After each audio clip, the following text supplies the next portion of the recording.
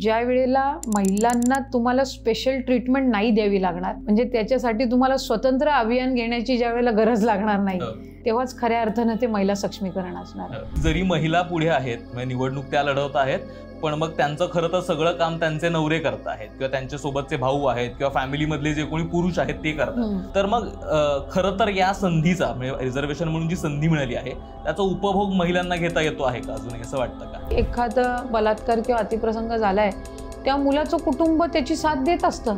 आता तो घरातला मुलगा आहे म्हणून Y can't you डिसोन him?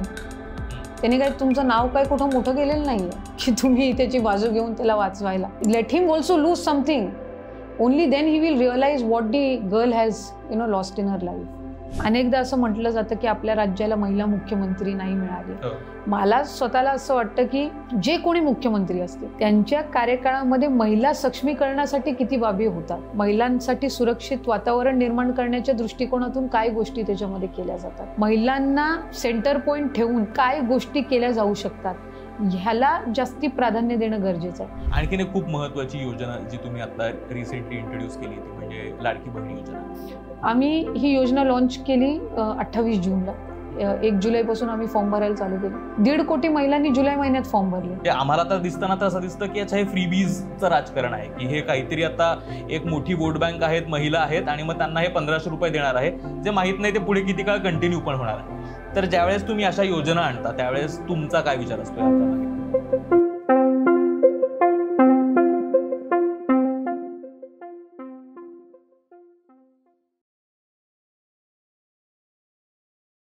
Hello नमस्कार, मी ओंकार जाधव आणि नागरिकशास्त्राच्या एपिसोडमध्ये तुमच्या सगळ्यांचं खूप स्वागत करतो.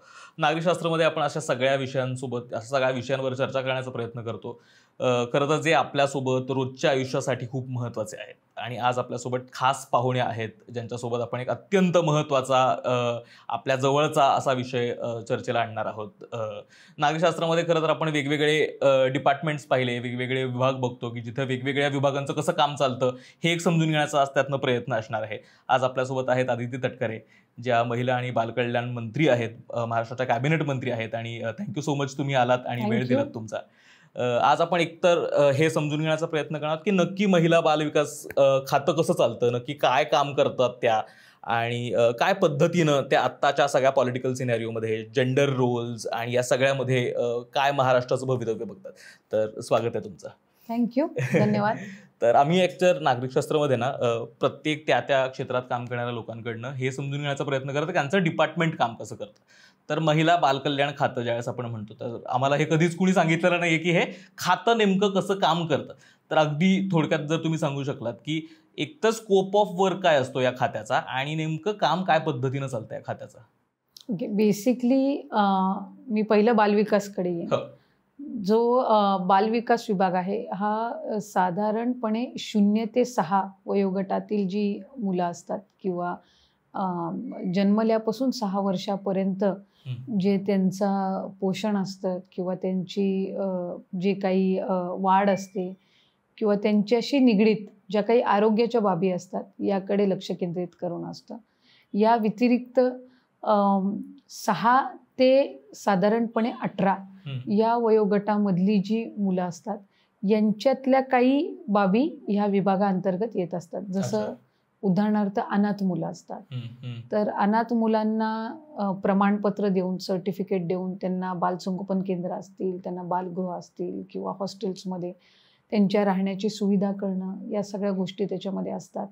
किंवा त्यांना वेगवेगळ्या पद्धतीनं, ते अनाथ असतात त्याच्यामुळे त्यांना शेल्टर होम्स देणं एक, आणि त्यांचं शिक्षण आणि ते मूलभूत त्यांच्या अधिकारांपासून वंचित राहू नये यासाठी म्हणून एक घटक हा महिला व बालविकासमधलं काम करत असतो. गरोदर माता ज्या असतात त्याच्यासाठी त्यांचं पोषण, त्यांचं आरोग्य, त्यांच्या नोंदी ठेवणं, बाळाचं आणि आईच्या वजनाचं रेकॉर्डपासून अगदी बारीक सारीक गोष्टीपासून हे विभाग काम करत असतं. त्याच्यामुळे तसं पाहायला गेलं तर हा विभाग प्रायमरी जे आपण म्हणतो, प्राथमिक ज्या सगळ्या बाबी येतात, एखाद्या जन्मलेल्या बाळाच्या अगदी कन्सीव्ह होण्यापासून, गरोदर एक माता होण्यापासून ज्या बाबी आहेत त्या या विभागाकडे येतात. आणि मग हा विभाग जो आहे तो फॉलोअप केला जातो एज्युकेशन, शिक्षण विभागाच्या माध्यमातून. सो बेसिकली अनेक गोष्टी याच्यामध्ये, एकतर महिलांचं सक्षमीकरण, त्याच्यानंतर त्यांचं आरोग्य, पोषण, याच्यासोबत आरोग्य विभागासोबत इंटरकनेक्टेड असतो. शिक्षण विभागासोबत प्री प्रायमरी एज्युकेशनपासून हा इंटरकनेक्टेड असतो. आणि मग याच्यामध्ये बालगृह असतील, तुमचे इतर ज्या सगळ्या 18 वयोगटापर्यंतच्या ज्या बाबी असतील, ह्या सगळ्या या महिला व बालविकास विभागाअंतर्गत येत असतात. बचत गट, माविम येत असतं. राज्य महिला आयोग हे महिला व बालविकास अंतर्गत येतं. तुमचं बाल हक्क संरक्षण जे आयोग आहे ते या विभागाच्या अंतर्गत येतं. त्याच्यामुळे 2 आयोग आणि माविम सारखं एक महिला आर्थिक विकास मंडळ, हे 3 महत्वाचे घटक हे महिला व बालविकास अंतर्गत येतात. ओके, त्यामुळे स्कोप ऑफ वर्क तसा खूप ब्रॉड आणि मोठा आहे. मला हे खूप इंटरेस्टिंग वाटतं की आता जे काही आपलं कॅबिनेट आहे त्यातला तुम्ही एकमेव महिला मंत्री आहात कॅबिनेटमधल्या आत्ताच्या. आणि कायम ते एक हे असतं ना की महिलांसाठी एक काहीतरी काय खातं आहे आणि त्यासाठीच्या महिला मंत्री आहेत आता. तर तुम्हाला असं वाटतं का, म्हणजे हा कदाचित थोडा वेगळा असू शकेल प्रश्न, पण तुम्हाला असं वाटतं का की मंत्रिमंडळामध्ये सुद्धा अजूनही म्हणजे रिप्रेझेंटेशन म्हणून बघताना सुद्धा टोकनिझम म्हणून महिलांकडे अशी पदं येतात? खरं तर मी स्वतः या विचाराशी कधी सहमत नसते की जर एखादी महिला मंत्री असेल तरच महिलांचे प्रश्न सुटू शकतात किंवा ती सोडवू शकते. एखादा पुरुष जरी त्या पदावर असला पण त्याला महिलांच्या प्रश्नांची जाण असेल, त्याबद्दलची आपुलकी असेल, तर तेही तिथे सोडू शकतात. अनेकदा असं म्हटलं जातं की आपल्या राज्याला महिला मुख्यमंत्री नाही मिळाली, तर ते फक्त एक टोकन की आपल्या राज्याला एक महिला मुख्यमंत्री मिळावी, पण तिचं काम नंतर कसं असेल, त्याची व्यापकता काय असेल, याच्यापेक्षा एक महिला मुख्यमंत्री मिळावी हा एक नेहमी साधारणपणे एक प्रश्न विचारला जातो किंवा विचार केला जातो. मला स्वतःला असं वाटतं की जे कोणी मुख्यमंत्री असतील त्यांच्या कार्यकाळामध्ये महिला सक्षमीकरणासाठी किती बाबी होतात, महिलांसाठी सुरक्षित वातावरण निर्माण करण्याच्या दृष्टिकोनातून काय गोष्टी त्याच्यामध्ये केल्या जातात, महिलांना सेंटर पॉइंट ठेवून काय गोष्टी केल्या जाऊ शकतात, ह्याला जास्ती प्राधान्य देणं गरजेचं आहे. त्याच्यामुळे फक्त आज मी एकमेव महिला मंत्री आहे ते दोन्ही बाजूनी बघितलं जातं. कदाचित मला जर दुसरं कुठलं खातं दिलं असतं आणि आज हे खातं मंत्रिमंडळातील एका पुरुष म्हणजे एका सहकार्यासोबत असतं तरी म्हटलं गेलं असतं अरे महिला असताना पण तिला नाही दिलं. तो आपल्याकडे कुठे ना कुठेतरी अजून ती एक मानसिकता आहे की महिला व बालविकास महिलेकडेच दिलं तर कम्फर्ट झोन जास्ती राहू शकेल, कदाचित ते एका पुरुषाने चालवलं. पण असे अनेक हे आहेत की त्या मंत्रिपदावर पुरुष म्हणजे मंत्र्यांनी पण काम केलेलं आहे. It should not B typecast कुठलंही खातं. किंवा एखादा उद्योग विभाग असेल, एखादी महिला जर चांगली मंत्रिमंडळामध्ये सहभागी करून घेतली त्यांनी ते खातं चालवू शकत असतात. म्हणजे मी हे एक एक्झाम्पल दिलं. सो इट इज ॲटलिस्ट महाराष्ट्रात ते कॅटेगराईज करून चालणार नाही, कारण आपण नेहमीच प्रगतिशील आणि पुरोगामी विचाराचे राहिलेलो आहोत. आणि मी स्वतः एक गोष्ट नेहमी बघितलेली आहे की आपला दृष्टिकोन त्याच्यामध्ये खूप महत्त्वाचा आहे. एखादा पाण्याचा ग्लास जर तुमच्यासमोर ठेवलेला आहे तो अर्धा भरलाय का अर्धा रिकामा आहे हे आपला दृष्टिकोन ठरवतं. त्यामुळे एक तर आज आहे मी एकमेव महिला मंत्री, ठीक आहे, एका बाजूला मला प्राधान्यही मिळत असतं. म्हणजे मला असं कधीच वाटलं नाही की मी महिला आहे म्हणून मला कुठंतरी तो साईड रोल दिलाय. आणि आत्ताच्या परिस्थितीत तर महिला व बालविकासला सर्वात जास्ती अर्थ विभागाने सुद्धा बजेट दिलेलं आहे, सर्वात जास्ती स्कीम्स सुद्धा या डिपार्टमेंटकडून आहे. तो फॉर्च्युनेटली मला तसं दुर्लक्ष वाटत नाही. आणि साधारणपणे कुठलाही विभाग असो तो यशस्वीपणे पार पाडण्याची हे त्या व्यक्तीवर असते. त्यामुळे तो जेंडर बायस्ड करण्यापेक्षा त्या पदाला न्याय देण्याकडे जास्ती प्राधान्य असलं पाहिजे. बरोबर बरोबर, व्हेरी इंटरेस्टिंग. म्हणजे आता आपण महिला सक्षमीकरणाबद्दल बोलतो आपण, म्हणजे कायम ज्यावेळेस वुमन एम्पॉवरमेंट बद्दल बोलतात त्यावेळेस वुमेन इन वर्क फोर्स आणि मग त्या अशा वेगवेगळ्या गोष्टींबद्दल बऱ्याचदा चर्चा होते. ज्यावेळेस तुम्ही महिला बालविकास खात्याच्या ज्यावेळेस मंत्री म्हणून पदभार चालवत असता त्यावेळेस तुमच्या मते व्हॉट इज वुमन एम्पॉवरमेंट, म्हणजे महिला सबलीकरण सक्षमीकरणाची how do you look at woman empowerment? मला साधारणपणे मे बी हा माझा वैयक्तिक विचार आहे, मी असं म्हणणार नाही की हे कधी होऊ शकेल का नाही, पण माझ्या व्ह्यू पॉईंटनी ज्या वेळेला महिलांना तुम्हाला स्पेशल ट्रीटमेंट नाही द्यावी लागणार तेव्हाच खऱ्या अर्थानं ते महिला सक्षमीकरण असणार आहे. म्हणजे त्याच्यासाठी तुम्हाला स्वतंत्र अभियान घेण्याची ज्या वेळेला गरज लागणार नाही त्यावेळेला खऱ्या अर्थानं महिला सक्षम झाल्या किंवा त्यांचं सक्षमीकरण झालं असं आपण समजू. ज्यावेळेला एक स्वतंत्र महिला दिवस साजरा करायची आम्हाला गरज लागणार नाही, 365 दिवस आम्ही साजरा करू शकतो, त्यावेळेला आय वुड से की खरं महिला सक्षमीकरण झालंय. पण स्वाभाविकरित्या we are part of this society आणि नेहमीच एखादी गोष्ट मिळवण्यासाठी किंवा एखाद्या गोष्ट आपल्याला समोरच्या व्यक्तीच्या निदर्शनास आणण्यासाठी आपल्याला काही गोष्टी कराव्या लागत असतात. जसं आज रिझर्वेशन आहे, आपल्याला स्थानिक स्वराज्य संस्थेमध्ये रिझर्वेशन आहे. ह्याला दोन्ही बाजू आहेत. म्हणजे रिझर्वेशनमध्ये काही लोक म्हणतात की ज्या महिला सक्षम नाही आहेत तिथं आरक्षण आहे म्हणून त्यांना संधी मिळाली, पण काही सक्षम असतात पण महिलांना नाही संधी द्यायची म्हणून पण त्या संधीपासून वंचित राहिल्या होत्या. सो लाईक आय सेड, म्हणजे त्या अपॉर्च्युनिटीकडे आपण कसं बघतो. जर आम्ही ही वाट बघितली असती की समाजामध्ये बदल होईल, तो कधी होईल, कधी महिलांना संधी मिळेल, तर कदाचित अजून 25 वर्ष ती मिळाली नसती कदाचित. पण आज निदान स्थानिक स्वराज्य संस्थेमध्ये रिझर्वेशन आहे तर आपल्याला 50% महिला तिथे ग्रामपंचायत सरपंच झालेल्या पाहायला मिळतात, जिल्हा परिषद सदस्य झालेल्या पाहायला मिळतात, नगरसेविका झालेल्या पाहायला मिळतात.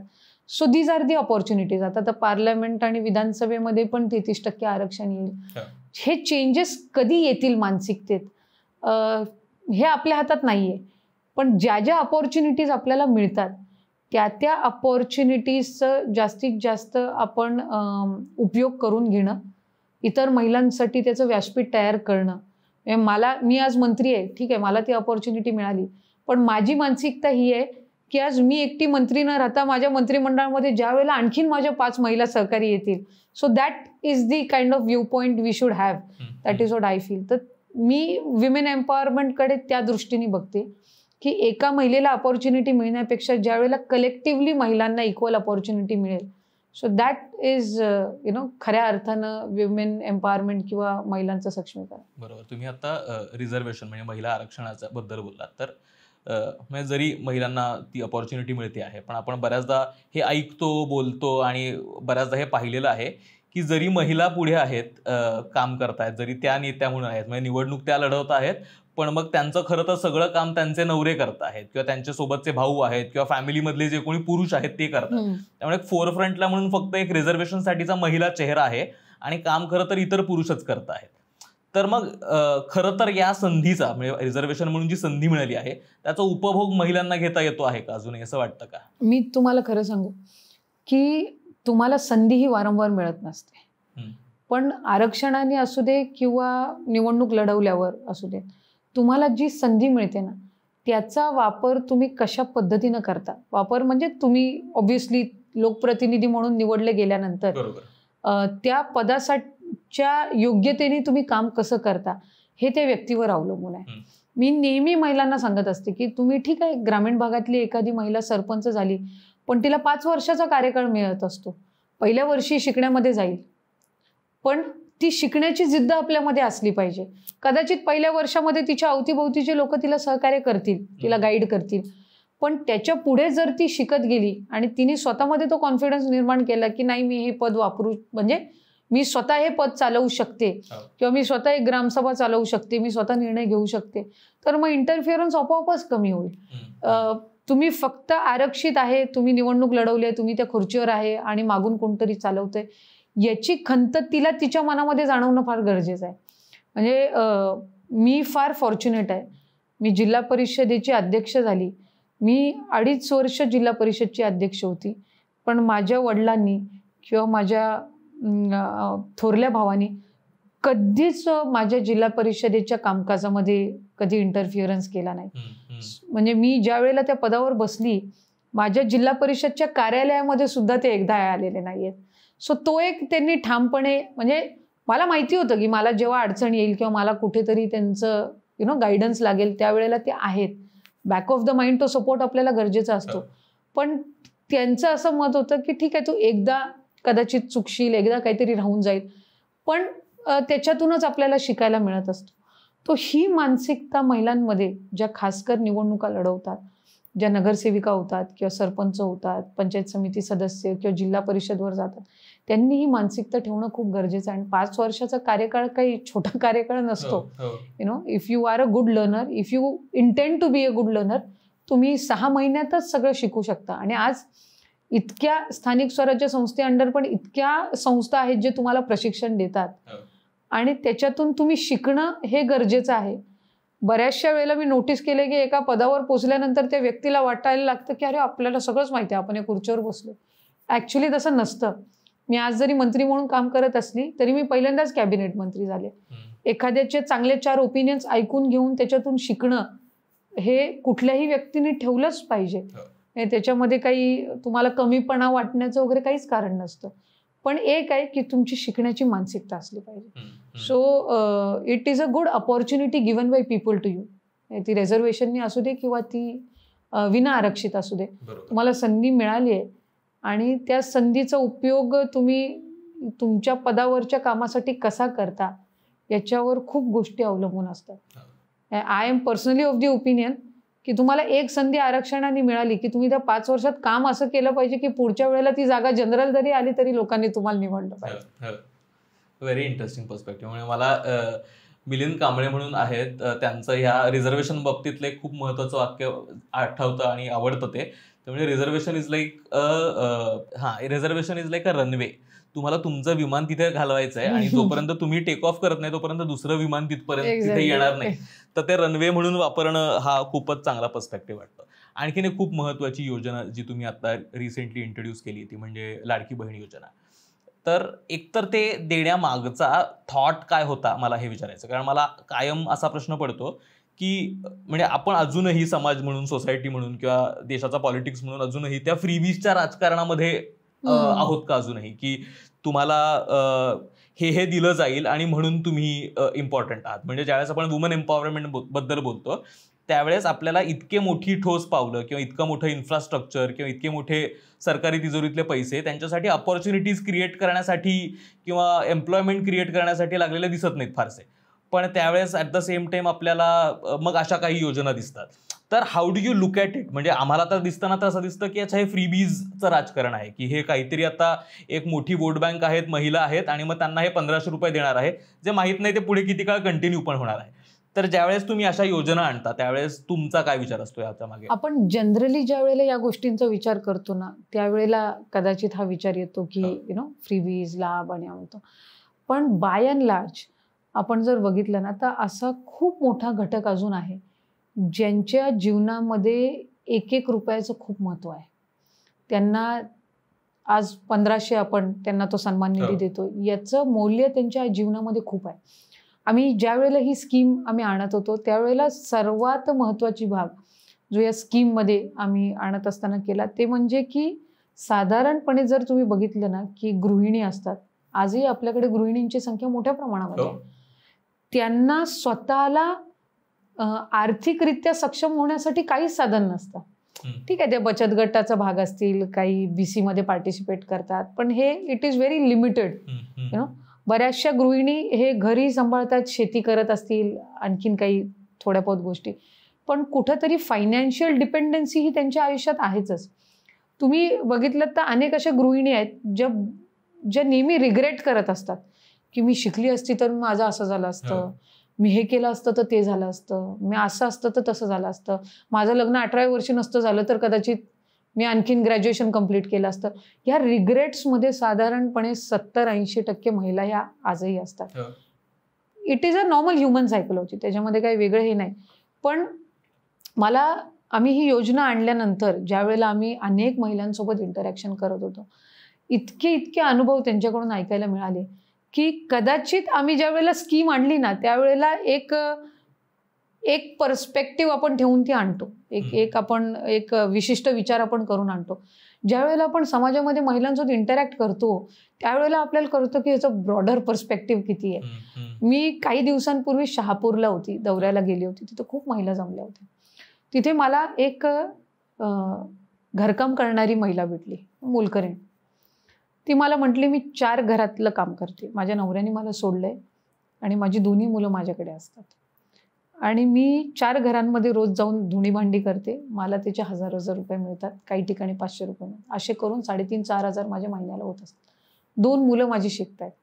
मी तुमच्या स्कीममध्ये फॉर्म भरला आणि आज माझं इलेक्ट्रिसिटीचं बिल आणि एका मुलाची किमान 3 महिन्याची फी तरी याच्यातनं निघेल.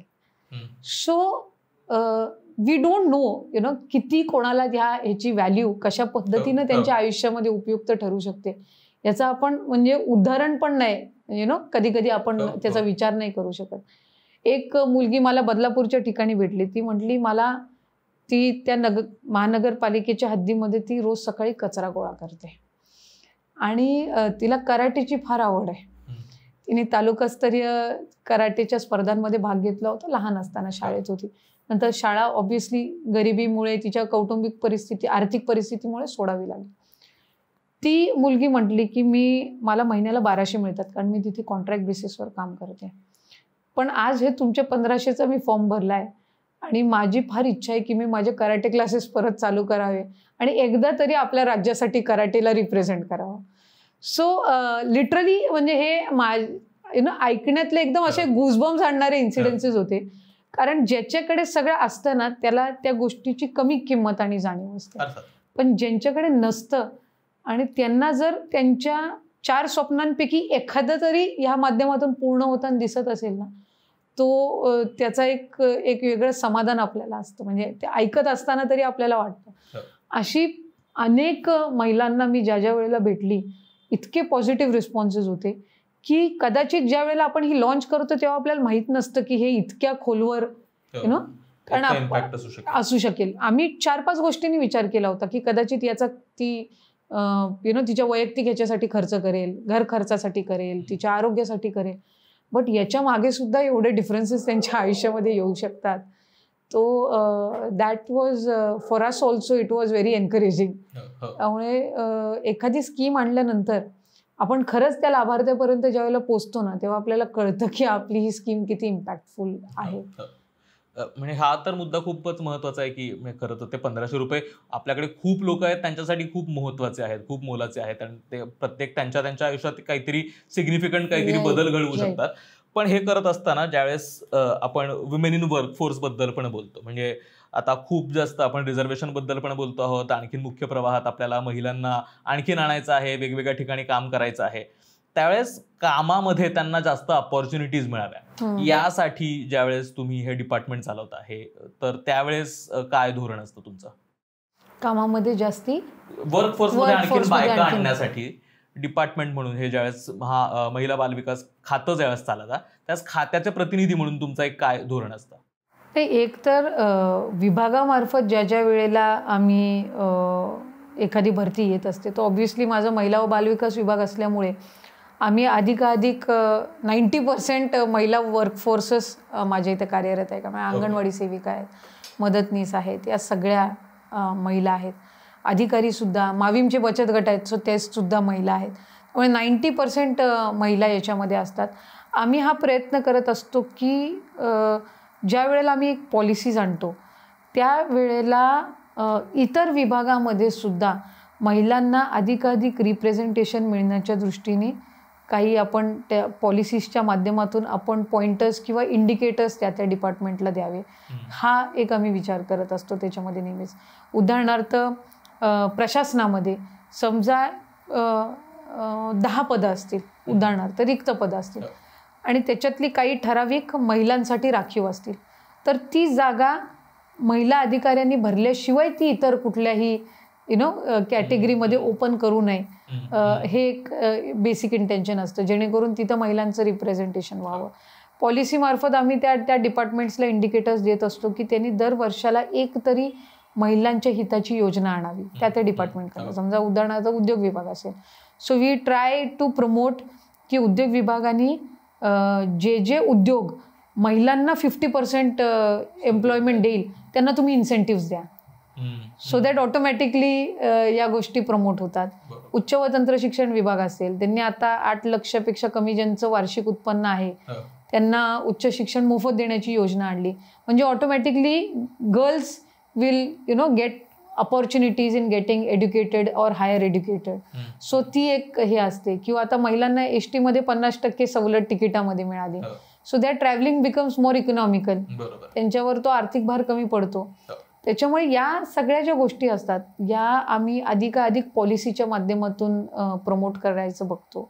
So that each and every department has something or the other for women. जसं गॅस सिलेंडर आहे, आता अन्नपूर्णा योजना आली. सो अन्न व नागरी पुरवठ्याच्या माध्यमातून ही योजना राबवली जाते, जिथे 52 लाखपेक्षा जास्ती कुटुंबांना फ्री सिलेंडर म्हणजे ती डिरेक्टली महिलांना कनेक्टेड आहे. So such kind of schemes we try की आम्ही पॉलिसीच्या माध्यमातून त्याला इंडिकेटर्स द्यावे आणि मग ते डिपार्टमेंट अशा पद्धतीचे स्कीम्स घेऊन येत असतात. बरोबर. आता आपण विमेन इन वर्कफोर्स बद्दल बोलतो त्यावेळेस एक परत नवीन कॉन्व्हर्सेशन सतत ऐकतोय आपण, ते म्हणजे आता जे पिरियड लिव्हज मागतायत वेगवेगळ्या कॉर्पोरेट्समध्ये, म्हणजे दोन्ही बाजूने त्याला प्रतिक्रिया आहेत. म्हणजे काही लोक म्हणतात की सुट्टी मिळाली पाहिजे कारण त्रास होतो त्या काळातला वगैरे वगैरे, आणि काही लोकांचं असं असतं की नाही पण प्रत्येक महिन्याला जर 4-5 दिवस एक मुलगी सुट्टी घ्यायला लागली तर मग बाकीची कामं कशी मॅनेज करणार. तर हे दोन्ही बाजूचं खूपच कॉन्व्हर्सेशन आता सध्या सगळीकडे चालू आहे. या ओव्हरऑलच पिरियड लिव्ह कॉन्व्हर्सेशन वरती तुमचं काय मत आहे? म्हणजे तुम्हाला काय वाटतं, सुट्ट्या असल्या पाहिजे? तसं पाहायला गेलं तर ट्रिकी आहे, कारण एक गोष्ट आहे की we can never compare a man and a woman physically. Physical strength जी आहे ती एका पुरुषाची आणि एका महिलेची फरक आहे. त्यांच्या टॅलेंट अपॉर्च्युनिटीजमध्ये किंवा वैचारिक ह्याच्यामध्ये काही फरक आहे. कोण इन्फिरियर आहे सुपिरियर आहे याच्यात मी जाणार नाही, कारण आय पर्सनली बिलीव्ह की आपण इक्वॅलिटी ही आपण तो थॉट आपण जास्ती प्रमोट करत असतो. But physically yes there are certain issues जे एक महिला जात असते.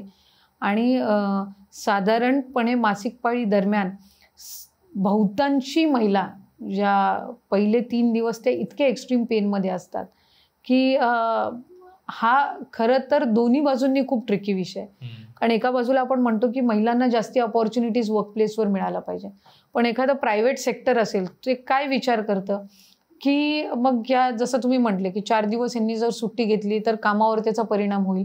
ऑटोमॅटिकली महिलांना एम्प्लॉयमेंट देण्याच्या वेळेला ते ह्या गोष्टीचा विचार करतात की अरे 2 कॅन्डिडेट्स असले, समजा एका मुलीने इंटरव्ह्यू दिली असेल एका मुलाने दिली असेल, ती मुलगी कदाचित त्या पोस्टसाठी जास्ती केपेबल असेल, पण हे विचार करते अरे 4 दिवस सुट्टी घेणार आहे, मग त्याच्यापेक्षा त्या मुलाला जॉब देऊया, असा विचार करणारे पण आहेत. सो मी स्वतः नेहमीच या गोष्टीच्या संदर्भामध्ये माझं मत तर असतं की तुम्हाला 4 ते 5 दिवस त्या तो ओव्हरऑल तो मेन्स्ट्रुअल सायकल असतो. So it depends on that particular public sector or that private, म्हणजे त्या कंपनी किंवा त्या ह्याच्यावर ते अवलंबून राहतं की साधारणपणे किमान 1 दिवसाची तरी लिव्ह हीची चॉईस ही त्या महिलेवर असली पाहिजे. मी असं कधी म्हणणार नाही की 4 किंवा 5 दिवसाची लिव्ह ही असावी. ॲट द सेम टाइम मी असं म्हणणार नाही की it should not be taken as an opportunity to take leave also. दोन्ही गोष्टी आल्या याच्यामध्ये. आणि त्याच्यामुळे इतक्या बारकाईने ह्या गोष्टीवर विचार करण्याची गरज आहे की त्याच्यामुळे मुलींच्या येणाऱ्या अपॉर्च्युनिटीज डिक्लाइन व्हायला नको. But at the same time the physical pain should be considered. So may be पुढे मागे हा विचार केला जाऊ शकतो की त्या 3-4 दिवसापैकी 1 दिवस लिव्ह घेण्याची चॉईस 1 किंवा 2 ही त्या मुलीवर किंवा त्या महिलेवर असली पाहिजे. And may be you can adjust that working hours in the following weeks. Interesting. So समजा जर तिचं 8 तासाचं काम असेल, तिने 1 दिवस सुट्टी घेतली तर ते 8 तास तुम्ही 2-2 तास तिचं किंवा 1-1 तास दर दिवशी एक्स्ट्रा घेऊन तुम्ही ते बॅलन्स करू शकता. सो तिचं वर्किंग आवर्स पण तेवढे होईल आणि तिला त्या दिवसामध्ये जो आराम लागतो तोही मिळू शकेल. कारण बऱ्याचशा महिला वर्किंग येऊन पब्लिक ट्रान्सपोर्टने ट्रॅव्हल करतात. It is really painful at times to be very honest. तो मला असं वाटतं की हा जो हे आहे तो कदाचित मध्यमार्ग निघू शकतो की त्याच्याने त्यांचे वर्किंग आवर्स कम्प्लीट होतील, तुम्ही कामे त्यांच्याकडून करून घेता. At the same time good approach also to look at. कारण कायम नाही तर या बाजूला किंवा त्या बाजूला ब्लॅक अँड व्हाईट करून बघण्याची जी सवय आहे आपल्याकडे, तर ते न करता म्हणजे मला हे पटतंच की म्हणजे आपण आपल्या आजूबाजूला आई आहेत, बहिणी आहेत, माझ्या मैत्रिणी आहेत, त्यांच्याकडे बघितल्यानंतर जाणवतो की त्यांना त्रास होतो. तर आणि प्रत्येक वेळेस होतो असंही नाही. तर त्याच्यामुळे ती मुभा असावी हे खरं आहे आणि ते घेण्याची चॉईस त्यांच्याकडे असावी. म्हणजे यू डिसाईड. एक्झॅक्ट. आणि इट्स मी आधीच्या जनरेशन्समध्ये आणि आत्ताच्या जनरेशनमध्ये जो हा फरक बघते. माझी आई ज्या वेळेला लहान असेल किंवा माझी आजी ज्या वेळेला, किंवा मी ज्या वेळेला लहान होती तेव्हा पण इतके ओपनली मेन्स्ट्रुअल सायकल आणि पिरियड्स बद्दल नाही बोललं जायचं. There was a very quite conversation about it, की असं बाजूला 4 मुली बोलणार आणि ते बोलणार की हा प्रॉब्लेम झालाय. But in today's times, in the present generation, they talk openly about it, they discuss openly about it, they share their pain. There are times की obviously you can't do anything about it, but ते त्यांना ठीक आहे at least त्यांना थोडं आधार किंवा त्यांचं psychologically त्यांना ते पेनपासून डायव्हर्ट करण्याचा तरी प्रयत्न वगैरे करत असतात. और at least basically we talk about it. That is कुठल्याही गोष्टीकडे तोडगा काढण्याच्या आधी त्याच्यावर कॉन्व्हर्सेशन होणं किंवा ते बोलता येणं हा एक मेजर भाग आहे. 10-15 years back I wouldn't have been able to एवढं फ्रीली त्याच्याबद्दल बोलणं. पण आजची मुलं बोलतायत, they are discussing about it आणि त्यांना कळतंय की हे पेनफुल आहे. मला वाटतं हीच एक पॉझिटिव्ह बाब आहे. Very very interesting. आणखीन एक म्हणजे आता ज्यावेळेस तुम्ही हे खातं हेड करत असता त्यावेळेस आत्ताची परिस्थिती बघता तुम्हाला असे काय प्रायमरी चॅलेंजेस वाटतात महिलांसाठीचे, की जे अजूनही आपण ओव्हरकम करतो आहोत, जे कदाचित अजूनही ओव्हरकम करण्याची गरज आहे? आणि हे मी विचारतोय याचं कारण आहे की आम्हाला आमच्या काही एक सेट ऑफ एक्सपेक्टेशन्स असतात कुठल्याही गव्हर्नमेंटकडनं. म्हणजे नागरिक म्हणून आम्हाला प्रत्येक सरकारकडनं या अपेक्षा असतात की यांनी हे पूर्ण केलं पाहिजे, त्यांनी ते पूर्ण केलं पाहिजे, अरे हे तर करतच नाहीत. पण आम्हाला सरकारचे लिमिटेशन्स माहीत नसतात. तर एकतर काय काय चॅलेंजेस आहेत याबद्दल आपण बोलू शकलो, आणि गव्हर्नमेंट म्हणून सुद्धा गव्हर्नमेंटचे काही लिमिटेशन्स असतात की याच्या पुढे मला नाही करतायत किंवा ह्याच्या पुढे मला नाही जात आहेत, असं काही असू शकतं का? पहिली गोष्ट तर आपण डेमोक्रॅटिक कंट्री आहोत. आपल्याकडे फ्रीडम, तुमच्या freedom of speech, freedom of action, freedom of everything हे इतकं obviously compared to other countries आपल्याकडे खूप मोठ्या प्रमाणामध्ये आहे. त्याच्यामुळे पहिली गोष्ट तर एखादं योजना किंवा एखादं धोरण आपण आणलं तर त्याचं इम्प्लिमेंटेशनच हे आमच्यासमोर एक मेजर चॅलेंज असतं. जसं आज आपण ज्यावेळेला महिलांचं सक्षमीकरण म्हणतो, ही एक मानसिकता आहे. मी मगाशी जसं म्हटलं की मला कधी ते कॅटेगराईज करायला नाही आवडत की एक महिला आहे मग तिने महिलेचा विचार करावा, एक पुरुष आहे तर त्यांच्याकडनं का आपण अपेक्षा करावी. इनफॅक्ट मला तर असं वाटतं की ज्या वेळेला एक पुरुष महिलांच्या हिताचा जास्ती विचार करतील ना, then we will be able to implement it in a bigger manner. तर ती एक मानसिकता आहे. तुम्ही कितीही काहीही नवीन गोष्टी आणल्या, जिथपर्यंत त्याला एक्सेप्टन्स येत नाही, जिथपर्यंत त्याला रिस्पॉन्स येत नाही, तिथपर्यंत कुठल्याही गव्हर्नमेंटला ते फार डिफिकल्ट असतं. आज मी मुख्यमंत्री माझी लाडकी बहीण योजनेवरनं आम्ही ही योजना लॉन्च केली 28 जूनला. 1 जुलैपासून आम्ही फॉर्म भरायला चालू केले. 1.5 कोटी महिलांनी जुलै महिन्यात फॉर्म भरले. हीच गोष्ट जर मी कुठल्या दुसऱ्या प्रशिक्षणासाठी हे केलं असतं की बाबा तुम्ही आर्थिकरित्या सक्षम होण्यासाठी प्रशिक्षण सारखी योजना काढली आणि त्याच्यामध्ये तुम्ही या, तर वी वुड हॅव म्हणजे आम्हाला गरज लागली असती 10 पटीने एफर्ट्स घ्यायला त्यांना तिथे गॅदर करून आणायला. सो इट डिपेंड्स की काय स्कीम आहे, त्याला रिस्पॉन्स कशा पद्धतीनं मिळतो. ऑब्व्हियसली गव्हर्नमेंटच्या बद्दलचे एक रुटीन अप्रोचेस असतात लोकांचे. अरे शासकीय काम आहे, होतच राहील, सरकारी काम 6 महिने थांब, हे सगळ्या अशा प्रचलित आणि परसेप्शनमध्ये राहिलेल्या गोष्टी आहेत. बऱ्याचशा वेळेला लोकांना असं वाटत असतं अरे ठीक आहे आज नाही गेलं उद्या झालं तरी चालेल, काय फरक पडतो. तो एक ती परसेप्शन ऑलरेडी झालेली असते. कुठलाही विभाग म्हणून काम करताना पहिलं तर ती परसेप्शन तोडून काम करणं हे खूप महत्त्वाचं असतं.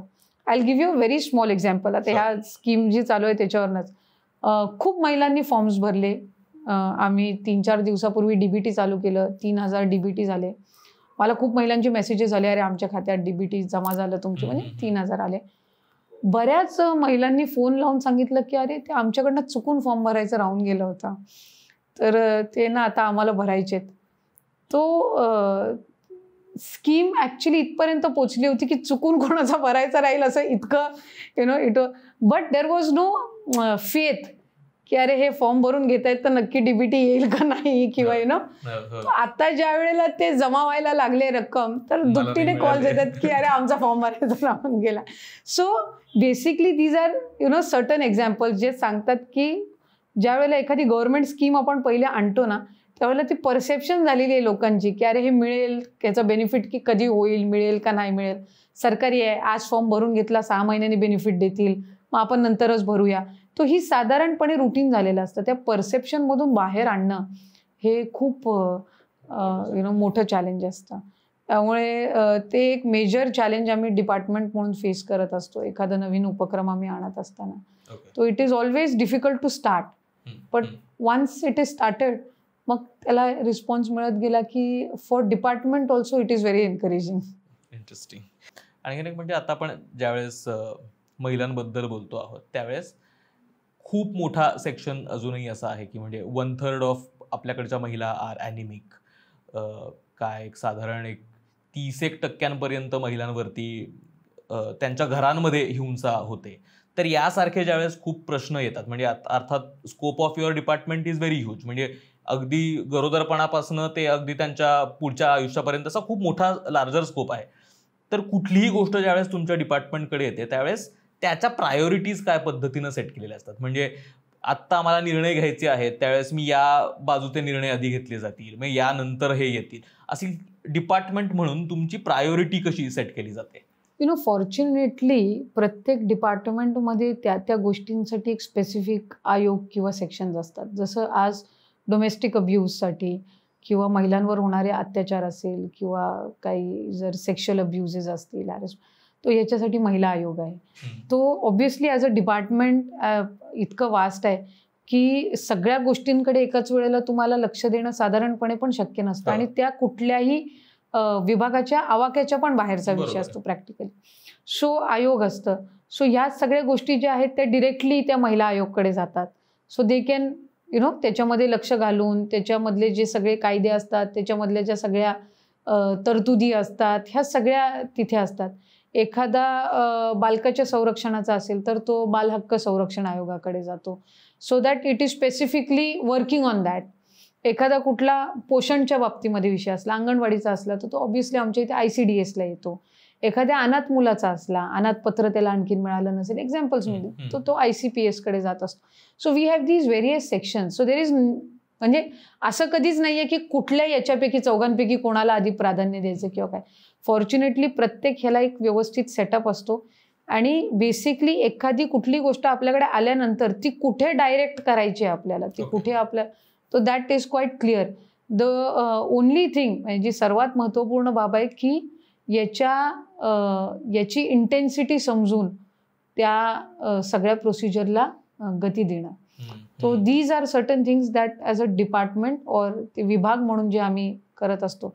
एखादी समजा सेक्शुअल अब्यूजची केस आली, ऑब्व्हियसली ती महिला आयोगकडे जाणार आणि ते त्याच्या संदर्भातले घेतील, पण ते त्यांच्यापर्यंत पोहोचवून त्याचा फॉलोअप घेणं किंवा त्यांना सांगणं बाबा ही थोडी सेन्सिटिव्ह केस आहे आणि ही आपल्याला प्रायोरिटीवर म्हणजे लवकरात लवकर ती सॉर्ट आऊट करायची. एखादी समजा कुठली रेप केस असेल, बलात्काराची केस असेल, ऑब्व्हियसली ते गृह विभागाकडे येते, पण एक विभाग म्हणून आमचा प्रयत्न तो असतो की ती केस सॉर्ट आऊट होईपर्यंत त्यांना मनोधैर्य अंतर्गत त्यांना आर्थिक पाठबळ देणं. So that if that victims family त्यांना त्यांच्या पुढच्या म्हणजे कोर्ट कचेरी असते, इतर सगळ्या बाबी असतात, हॉस्पिटल्स, बाकी सगळे तो याच्यासाठी कुठे ना कुठेतरी त्यांना आपण एक सपोर्ट देणं. या ज्या काही गोष्टी आहेत ह्या गतिमान पद्धतीनं करणं, ह्या सगळ्या बाबींवर लक्ष केंद्रित करणं किंवा एक मॉनिटरिंग करणं एक विभाग म्हणून साधारणपणे करावं लागत. ओके.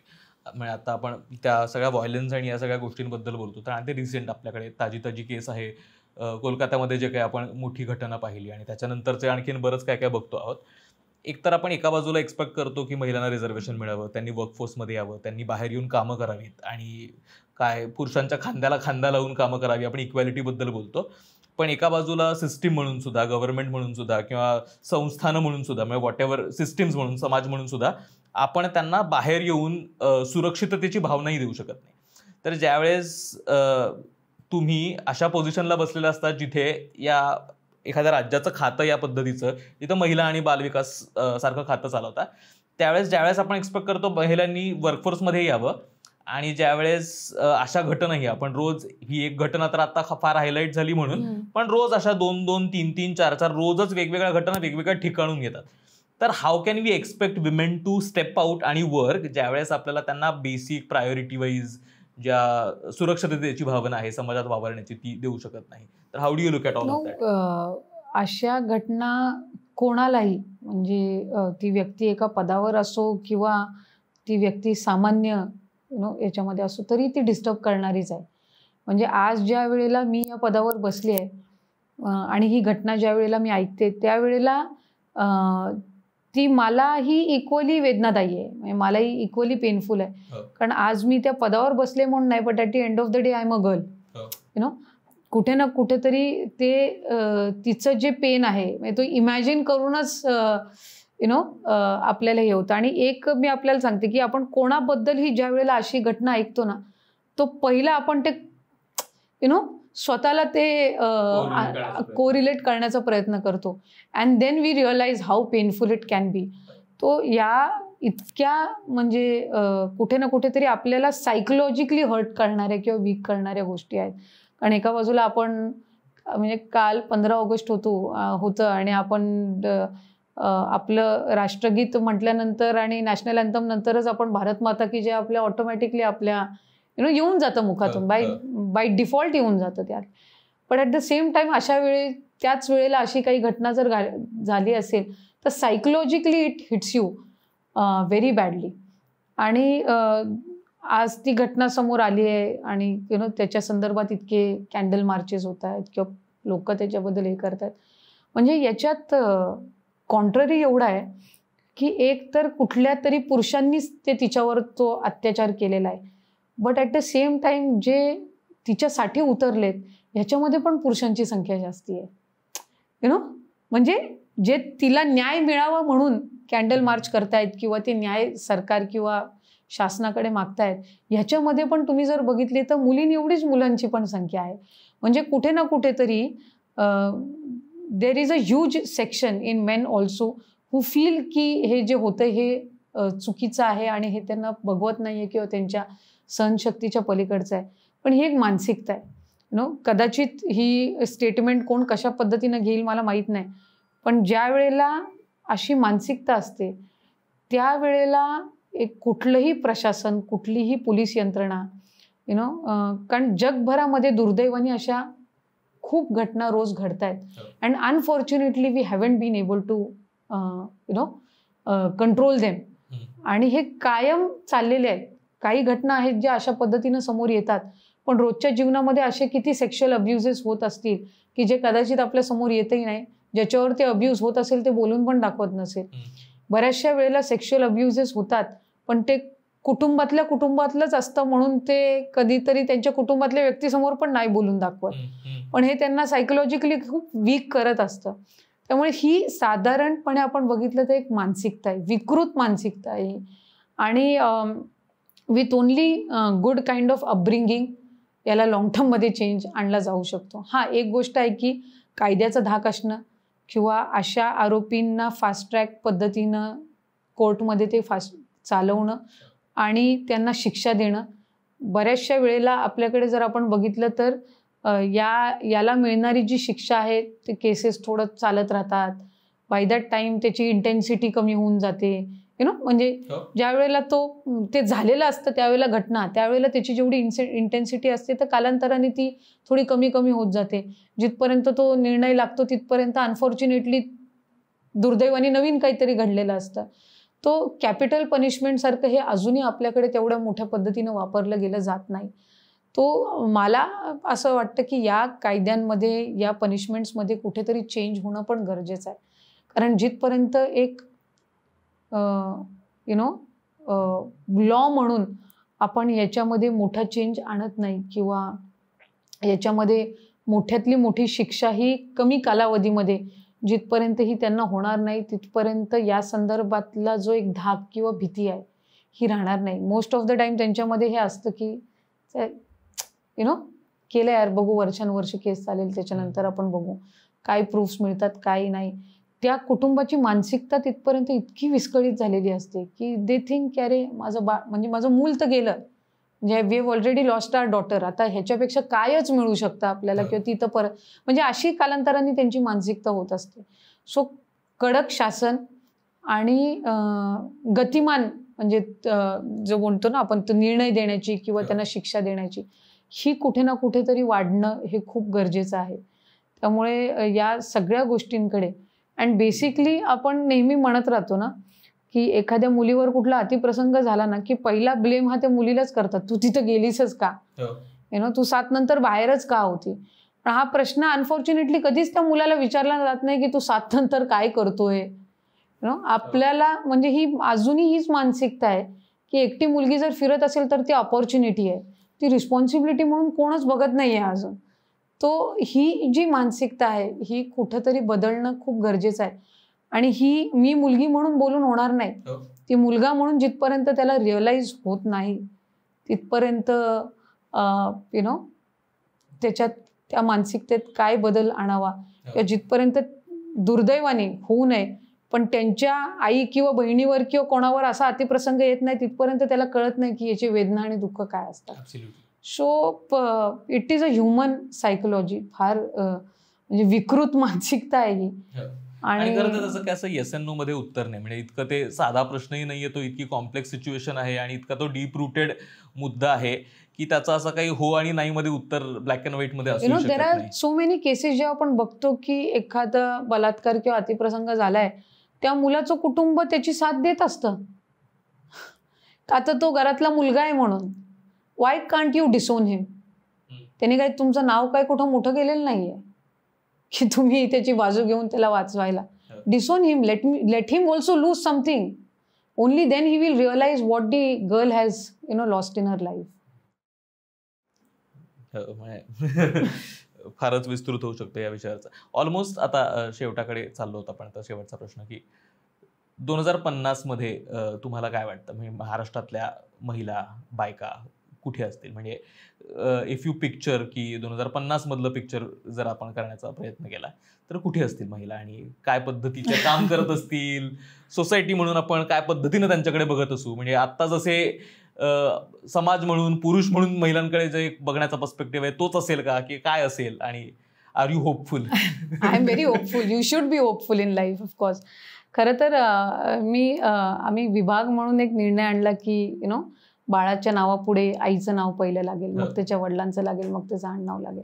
मला अनेकांनी विचारलं की हे आणण्यामागचं इंटेन्शन काय, म्हणजे what you want to prove. I don't want to prove anything. मला फक्त ज्या वेळेला एखादा आपण असं धोरण आणतो किंवा एखादा आपण असा निर्णय घेतो, हा फक्त त्या तात्पुरत्या स्वरूपातला नसतो. हा निर्णय हा कुठे ना कुठेतरी त्या बाळाच्या, त्या बालकाच्या जडणघडणमध्ये महत्त्वाचा असणार आहे. Now we were talking about women empowerment, their role in society, त्यांच्यावर होणारे अत्याचार, या सगळ्या गोष्टी, ही मानसिकता आहे.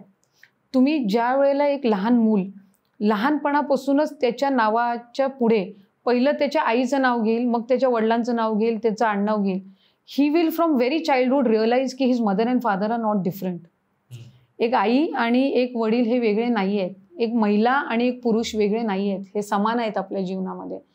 हा जो थॉट आहे, हा विचार ते एक म्हणजे तो एक निर्णय घेण्यामागचा होता.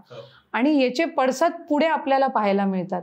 म्हणजे आज 1 मे पासून जन्मलेल्या मुलांसाठी आम्ही कंपल्सरी केलं आणि आज त्या सगळ्या मुलांच्या शाळेमध्ये ते नाव तसं लिहिलं जातंय.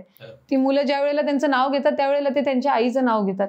तो हा थॉट आणि ती जी भावना आहे ना, ती आपण नेहमी म्हणतो की एखादं ज्या वेळेला आपण मातीचं हे घडवत असतो ती ओलीच लागते, तेव्हाच त्याला आपण आकार देऊ शकतो. ती जर सुकलेल्याला जर आपण आकार द्यायला गेलो तर ते नाही होणार. तो तुम्ही हे जे मोठेपणी हे सगळ्या गोष्टी शिकवायला गेलात तर ह्या नाही, कारण बाय दॅट टाइम त्याची मानसिकता तयार झालेली असते. पण जर लहानपणापासूनच हे विचार आपण त्यांच्यामध्ये रुजवले की तुझी आई जरी घरात काम करत असली ना तरी ती आणि तुझे वडील जे बाहेर नोकरी करतात हे दोघं तुझ्या आयुष्यात इक्वल आहे, त्यांच्यामध्ये काही फरक नाही आहे. They both are contributing in whatever you are today. तो हा थॉट हा त्या मुलाच्या किंवा मुलीच्या मानसिकतेमध्ये खूप महत्त्वाचा आहे. आणि सेकंडली आपण जे नेहमी म्हणतो ना की असं आपल्याकडून एक अशी सिम्पल स्टेटमेंट, एखादा मुलगा जर रडत असेल ना तर अरे तू काही मुलगी आहे काय रडायला, तो सहजरित्या निघून जातो. तो किंवा आपण म्हणतो ना अरे तू गुलाबी रंगाचा शर्ट घातलाय, काय मुलीसारखा शर्ट घातलाय, तू मुलाचा कलर तर निळा असतो. तो या सगळ्या ज्या गोष्टी आहेत ना, या कुठे ना कुठेतरी मला स्वतःला असं वाटतं की आपण ज्या वेळेला ती पिढी जन्माला येते ना त्यावेळेला त्यांच्यामध्ये या गोष्टी रुजवणं फार गरजेचं आहे. तुम्ही रोपटं ज्या वेळेला लावत असता त्याला कसं खत पाणी देता याच्यावर ते किती मोठं होईल हे अवलंबून असतं. So I personally feel these kind of decisions minor असतील, म्हणजे कोणाला वाटणारही नाही अरे यांनी काय फरक पडणार आहे, यांनी काय लगेचच आम्ही काही म्हणजे मला तर काय सोशल मीडियावर असे मेसेजेस आले होते, ह्याच्याने तुम्ही काय मिळवणार आहे, मला नाही लावायचे माझ्या आईचं नाव. तुला कंपल्सरी नाही केलेलं आहे, ज्यांना कंपल्सरी केलंय ती लहान आहेत, त्यांना त्याची सवय होईल, त्यांना नाही वाटणार त्यांची आई, आणि तू मोठा झालेला आहेस, तुला कदाचित नसेल त्याचं इम्पॉर्टन्स कळत. सो ते प्रत्येक आपले व्ह्यू पॉईंट असतात. But I personally feel as government we need to take such decisions that would have larger impact. Maybe by 2050 आम्ही कोणी असू नसू हा वेगळा भाग आहे, पण तुम्ही आज काय करता याच्यावर तुमची पुढची 25 वर्ष अवलंबून आहे. So as government we should emphasise.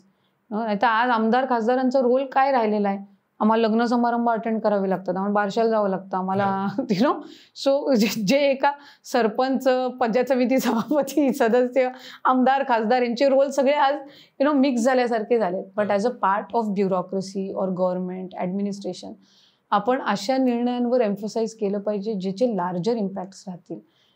तर मी स्वतः बघते की अशा पद्धतीचे ज्या वेळेला आपण चेंजेस मायनर आणण्याचा प्रयत्न करू, उद्या हे मेजर झालेले आपल्याला पाहायला मिळते.